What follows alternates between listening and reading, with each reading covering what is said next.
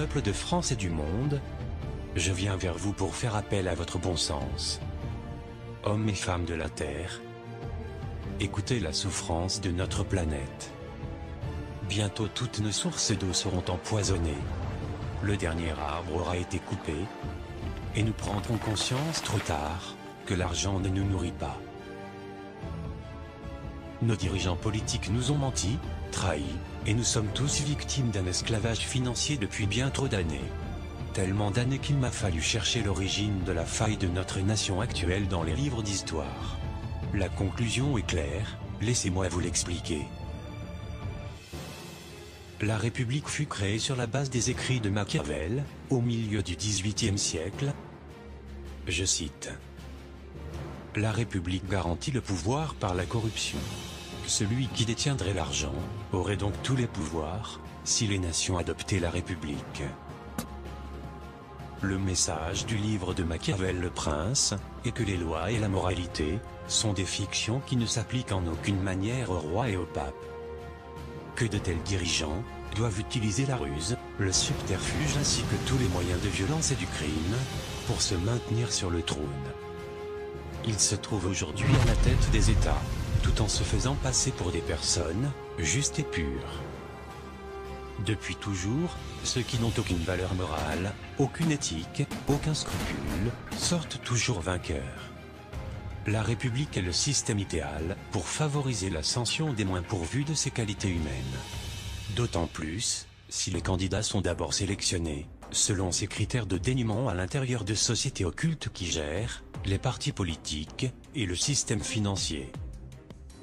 Celui qui ment le plus, fait le plus de fausses promesses, gagne toujours face à celui qui tente de ne pas trop tromper ses électeurs.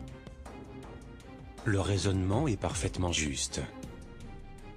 La République est un système garantissant la corruption, et donc la possibilité d'utiliser les dirigeants pour manipuler le peuple, mais aussi d'établir les lois, assurant la continuité de cette République, garante du pouvoir dans l'ombre, et enfin, favoriser les intérêts de ceux qui participent à l'asservissement du peuple. Après 2 guerres mondiales, ils ont réussi à imposer sur presque toute la planète un système qui leur permet de contrôler la vie politique et économique de chaque pays. Peuple de France et du monde, voici la faille de notre nation actuelle, comme celle de nombreuses autres nations. Il est vital qu'une opposition s'élève contre le principe de la République, qui garantit la continuité de leur plan, et le remplace par un autre mode de gestion de la société. La technique employée, pour obliger les dirigeants d'un pays à imposer au peuple la crise financière, pour le contraindre à accepter la vente des activités vitales du pays, telles que les compagnies des eaux, d'électricité, d'aviation, les compagnies pétrolières, les banques et j'en passe. Cela se nomme la corruption. Les élites appelant cela, à leur gré, privatiser ou libéraliser, afin de camoufler au peuple leurs coupables machinations. Depuis les années 2006, les élites ont lancé leurs grandes offensives économiques sur l'Europe, avec la complicité des principaux dirigeants politiques et économiques. La finalité étant de faire disparaître toutes les nations de l'Union européenne, pour les transformer en petites provinces du nouvel ordre mondial. Provinces dirigées par un Conseil européen, dont ils sont déjà les seuls maîtres. Bientôt, des traités commerciaux vont permettre la destruction de tissus sociaux et économiques, et ouvrir grandes les portes à l'asservissement de nos ressources, par l'emploi de techniques polluantes et destructrices pour la nature, ce pour le profit exclusif des élites. Le TAFTA, marché transatlantique le plus libéral et liberticide qui ait jamais vu le jour, va obliger l'Union européenne à suivre et faire appliquer à tous les pays de l'Union les normes américaines.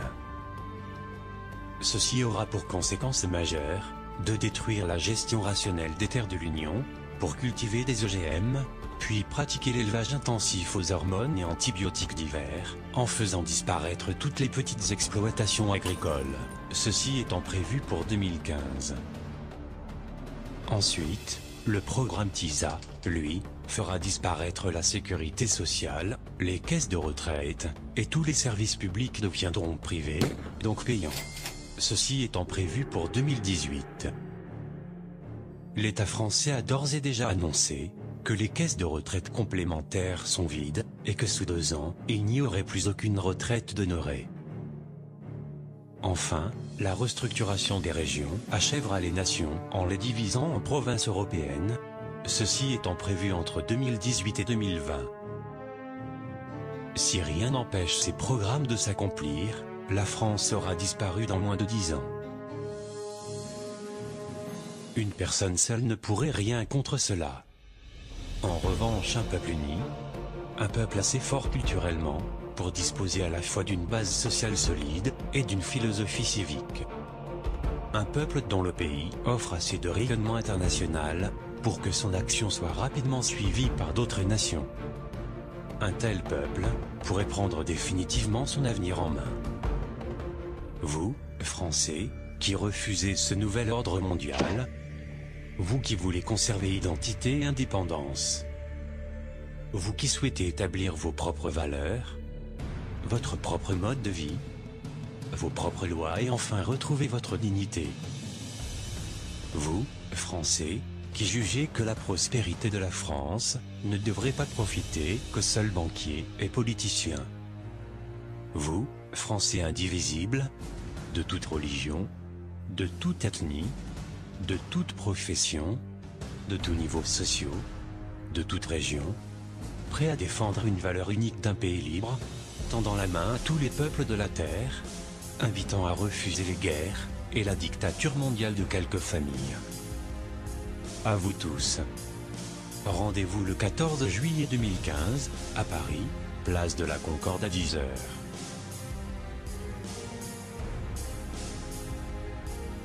Le fait de mettre en place un concept humaniste à la tête de l'État changera profondément notre société.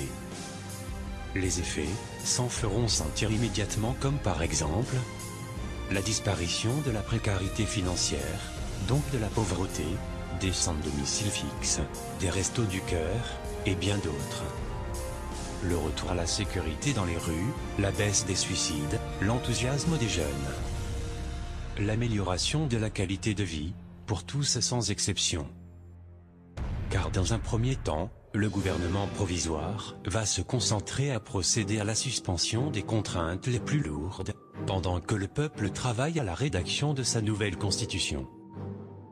Ensuite, le peuple aura toute latitude à agir, dans son propre intérêt et pour sa propre prospérité sociale, culturelle, économique et équitable. Les contraintes les plus oppressantes, qui seront neutralisées, telles que la dette bancaire, le financement de l'Europe, l'appui militaire aux Américains via l'OTAN et bien d'autres, vont par leur neutralisation, nous offrir une souplesse économique, permettant de réduire les charges des entreprises et de diminuer fortement les impôts de celles-ci, comme des particuliers, et de relancer l'emploi sans effort. Peuple de France, devant l'imminence de la disparition de la France par le TAFTA, le 14 juillet 2015, est une dernière chance de sauver notre pays.